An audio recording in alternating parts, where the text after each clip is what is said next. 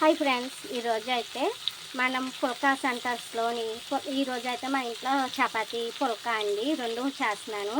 అందుకోసం పుల్కా సెంటర్ వాళ్ళు తయారు చేస్తారు కదా, సోయా కందిపప్పు వేసి అలాగా కర్రీ తయారు చేయబోతున్నాను. దానికోసం కాసిన పదార్థాలు ఏంటంటే, ముందుగా ఉడికించి పెట్టేసుకున్న కందిపప్పు, ముందుగా వేడి నీళ్ళలో నానబెట్టేసుకుని పిండేసుకున్న సోయా, ఆలు, క్యారెట్, తోటకూర, ఉల్లిపాయ, టమాటా అండ్ పోపు దినుసులు ఇవండి. దాంతోపాటు స్పైసెస్ సాల్ట్, కారం, అల్లం వెల్లుల్లి పేస్ట్, ధనియా పొడి, గరం మసాలా, పసుపు, కారం మాట. ఇప్పుడు ఇవన్నీ ఇలాగా అటు ఇటు ఫ్రై చేసుకుందామండి ఆయిల్లో.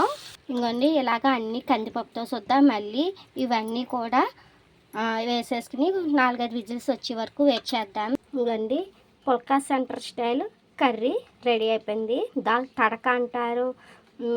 సో ప్రోటీన్ కర్రీ అన్న ఈ కర్రీ అండి చాలా చాలా టేస్ట్గా ఉంటుంది. బయట కొన్ని తినడమే కాదు, మన ఇంట్లో కూడా ట్రై చేసి తినండి. చాలా చాలా యమ్మీగా ఉంటుంది.